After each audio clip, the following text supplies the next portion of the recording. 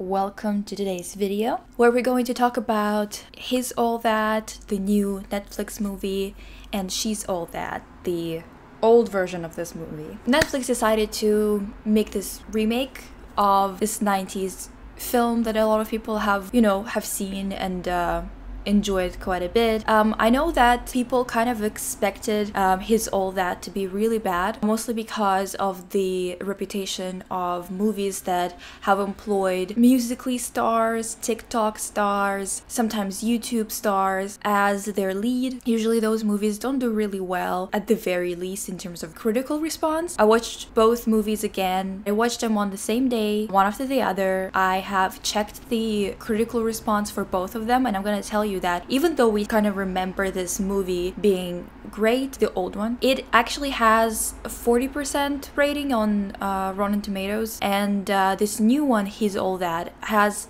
35%. So they're quite close in terms of critical reception. First of all, I don't know why critics are giving it like really low reviews, because I think that they should be kind of treated as their own genre of, this is like a teen rom-com, coming of age kind of story, This types of movies, they have very specific expectations, and I think that they should be in their own category. They shouldn't be given a really low rating just because they are quite simplistic, they're quite lighthearted, and don't have a lot of realism to a lot of things, I'm not going to be trashing on either one of these movies today. However, I'm gonna tell you that this new movie, He's All That, is not as bad as I was expecting it to be in terms of the story, in terms of the writing. There wasn't as many moments that made me cringe, I don't even think that I cringed that much through the entire process, because my expectation was that it's a teen rom-com, it's made for teenagers, for people who are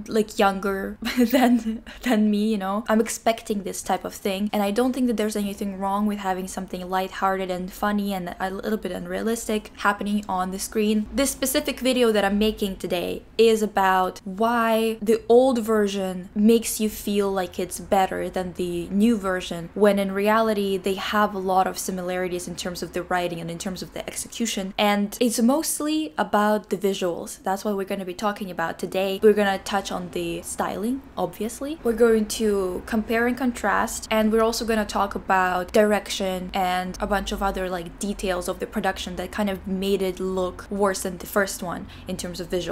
Okay, so there's this whole makeover thing that was criticized in the first movie, right? Oftentimes this makeover things, they kind of are criticized because of many issues in terms of changing yourself for somebody. There's a lot of course, feminist issues that usually people talk about. But I think that both movies, they're not really focusing that much on permanent changes or anything like that. There's no permanent change that happens to either character in the new movie or in the old one. They're kind of obviously overblown in terms of proportions.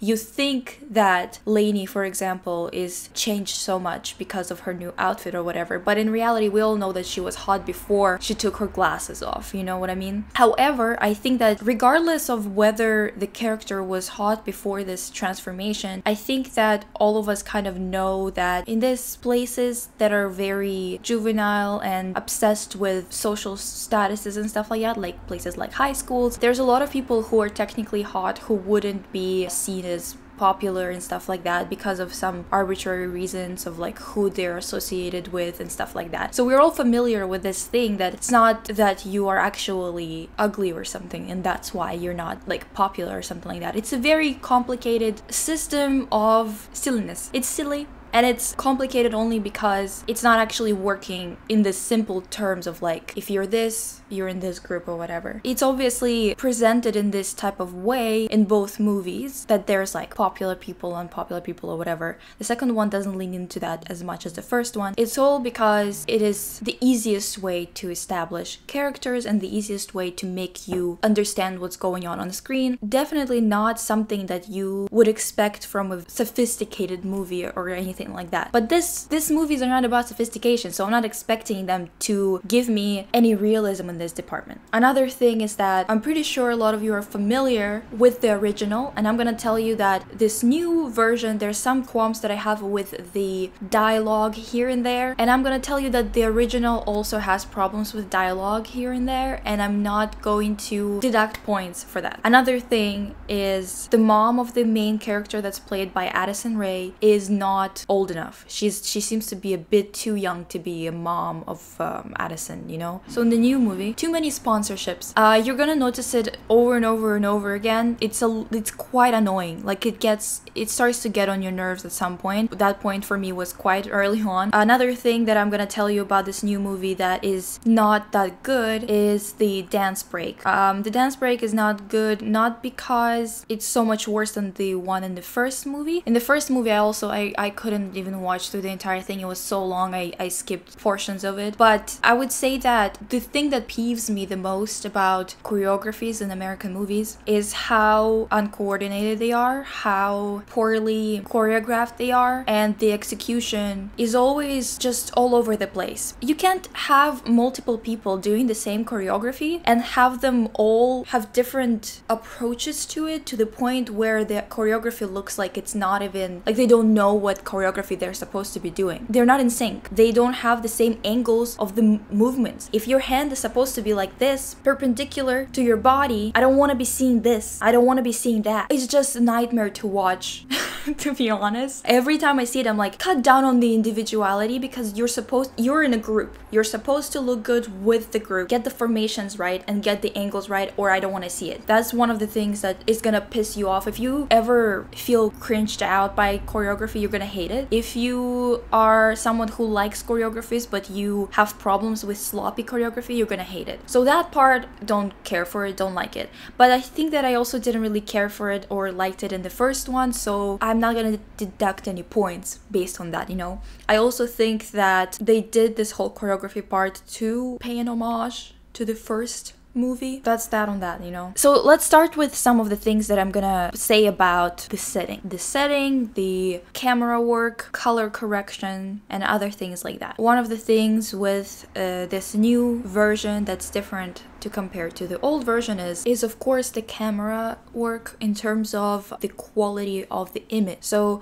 a lot of modern films try to go for this whole 8K, 16K, 150K quality, where they should be focusing on the texture of the image more. I think that overusing high quality images, high quality video can make your film look really, really ugly. Mostly because we don't really see life in such detail all the time without perspective change or perspective focus. When I look around myself, when I look at my microphone, for example, it is sharp and clear, but I'm not seeing the entire image all the time. Do you know what I mean? I don't think that you have to have a bokeh effect all the time or have to have focus really shallow in the shot.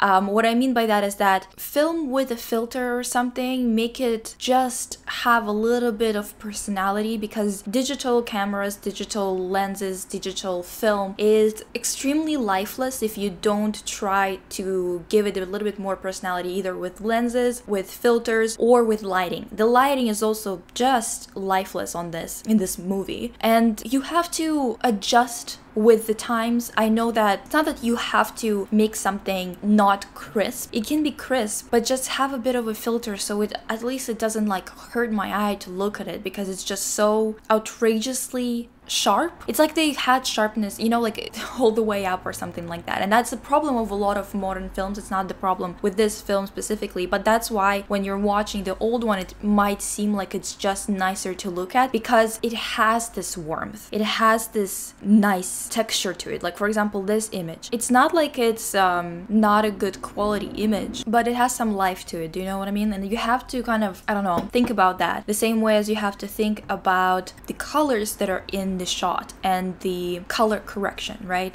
So the problem that I have with this film, with this new one, is that they know about color correction. Obviously they do, because in the beginning we get this room, which is actually something that I liked about the movie, is that the main character, Addison, I don't remember the actual name of the character, but Addison is in her room. She's filming this live answering question or whatever, because she's an influencer, and her room has a bit of like this pinkish tint. It's a stark difference between her room and the outside of her room, so the rest of the house. When she enters her kitchen, there's a bit of this bluish tint to the room immediately, so it looks a little bit more down to earth, a little bit more like what her actual financial status is, which is also a really good idea, to have the main character who is an influencer, who has like 1 million followers or whatever, who is in a difficult financial position, so she really needs this influence, needs this position that she has right now in order to ensure her future, you know? It's a good plot device, and I think that it actually works, because if she wouldn't have that, she wouldn't be as likable as a character. However, in the rest of the film, it's like they never decided on what vibe they were going for. It's like they never had any mood boards. I don't know, it's just the movie seems to be always all over the place. The first one has this warmth to it, it has this nice set design in terms of feeling lived in. This is kind of, I don't know. Another thing about this movie is the fashion, okay? So in the first one, they definitely got the artsy girl in high school that's going to go to an art school or wants to go to an art school, whatever. They got it really right, I think. This is literally what my classmates looked like in uni, you know? Like that's what this type of stuff, that's what they wore. All the dresses that they chose and everything, they were really good decisions for the actress, but also in general. Like this dress, for example, it's a little bit of a dark image, I hope you can see, but the neckline and the straps, this little bag, it looks really good on this actress, but of course this actress is a very thin actress, so just imagine this on somebody who is bigger, it still would look cute. That means that the outfit's actually good, you know, the neckline is great. It's just, it's very like elegant, it has something, of course it's very 90s in terms of like, you know, this outfit, but at the same time I think that it would work nowadays too. Of course her red dress, that iconic red dress, the neckline again, look at it, it's such a flattering neckline. These necklines are flattering for, honestly, for fucking anybody. Whatever shape you are, whatever size you are, this type of nice neckline will always look good. I really hate 2010 fashion. It's like for 10 years we just lost our way. I guess the grungy looks weren't bad, like the whole 1975 kind of stuff wasn't bad, but everything else, god, I just hope that it will die out finally in the next few years, that even people who don't know anything about fashion would stop wearing that nonsense. And by that nonsense, in quotations, this types of looks. White jeans, top, cardigan, this is Bethany Mota core. I don't understand why this Aeropostale styling is still alive. Well, it's been dead for a while, I feel like. I mean, has it ever been alive, honestly? I don't know. I feel like it just shouldn't be here. Why is it here? I really don't understand why so many movies are sick with this 2010 fashion. We need to come up with a word to describe styling that's incredibly past its time. Not in a way, because you know, the thing is, I am all for styling outside of time frames, you know, like style for the character. But when the character is supposed to be stylish, that's when we have a problem. When the character is all about like being perfect and whatever, that's when we have a problem, when this is what we're dealing with. Unless she's camp counselor at her church camp, I don't understand why this outfit would be appropriate in any type of other situation. Same with most of her other outfits, to be honest. This one, this dress that she's wearing, it's just fine. I don't hate it, but I don't think it's good enough to be like a thing, you know? This was actually a really good idea. They had this Gatsby 1920s party going on. I thought that it was a really good idea for a teen movie to employ that, because it's kind of like an easy way to make an iconic scene or something like that. They did fumble it in terms of filming and just the way everything looked in terms of set design. It was a little bit ugh, but at the same time, it is a high school party. What am I expecting? It is, but at the same time, it's a high school party at a very rich girl's house where they could afford all these things. So I don't know, it's just a missed opportunity to make it look like really good. But this image, the way that they are dressed, I think that it actually works for this movie. I think that this is a good idea to have this type of themed party within the film. But then again, another look, like I know what they were going for with this character. They were trying to go for Raquel from Barbie Life in a Dream House kind of look. Well, it's not good. It's not good. It's always half outdated and half just something that would never look good in any circumstances. I'm not entirely sure why visually everything just looks kind of really bad, but the thing is, the writing is not that bad. It's not like that cringe kind of content, but it's just not pleasant to look at. So compared to this styling or this one where she's wearing her arts clothes again, it's after the makeover or whatever, but she's wearing her art clothes, and the thing is, she doesn't look bad. They don't even start saying that she looks bad when she starts dressing like she did before the makeover scene. So yeah, I don't think the whole point was about the makeover scene as much as it's just the association with people who were at those parties and stuff like that. In any case, the styling was just a little bit more flattering. This styling would fit literally anybody better than the styling that Addison got in this movie. Like, for example, this shoes, doesn't it feel like it's just not, like it's not the right choice for this point in time for appealing to younger audiences? It just doesn't seem like there's no personality in those clothes. That's what it is, I think, because most of the trends, they're very short-lived nowadays. So I wouldn't be telling you that you need to follow the trends as much as I need you to just put together something that looks good or appropriate for a character. It can look bad if it's appropriate for the character, but also give them something that has personality. Another look. This type of cardigan, I don't want to see it ever again. This type of cardigan, do you remember when everyone wore this, like, I don't even know what to call it. It's like this flappy sides that fold.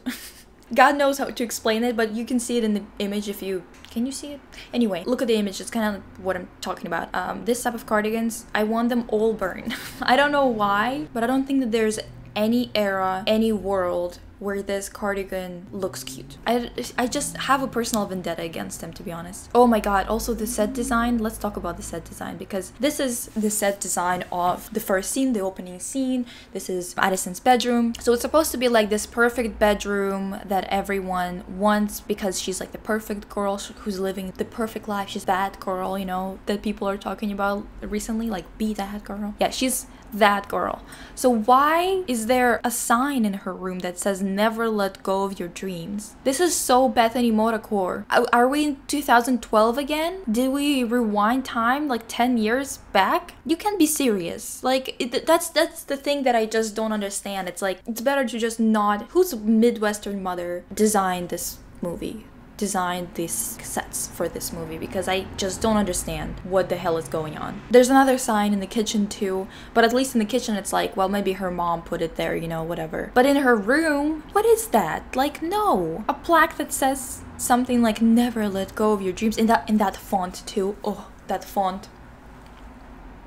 Oh, my design sensibilities are literally like hurting me.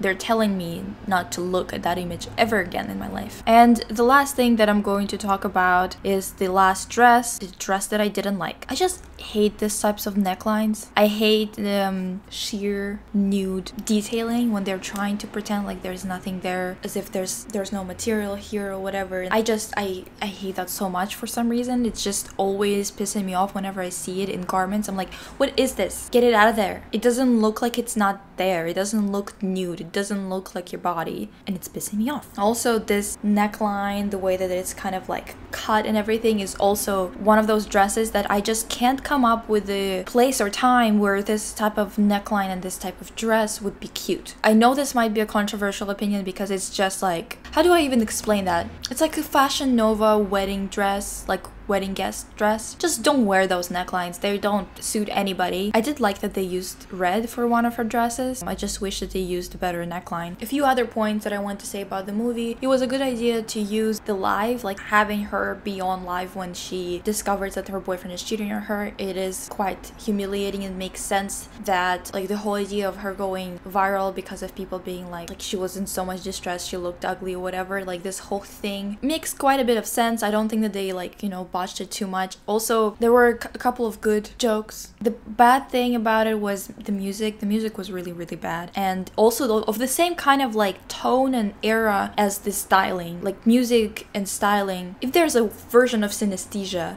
where music can remind you of clothes and clothes can remind you of music, or not remind you, but be like, have the same type of vibe or aura or whatever the hell, that music looks exactly like that styling, and that styling tastes exactly like that music. You get what I mean? Synesthesia. If you have synesthesia between those two things, they would look exactly the same to you. Also, the bad thing was probably with the guy that he's quite, like, I liked him in some moments, but in some others I'm like, you're so like pretentious in terms of being so offended that someone is filming something or someone is taking a picture, or like she would just pose or something and he'd be like, oh my god, I can't believe you did this.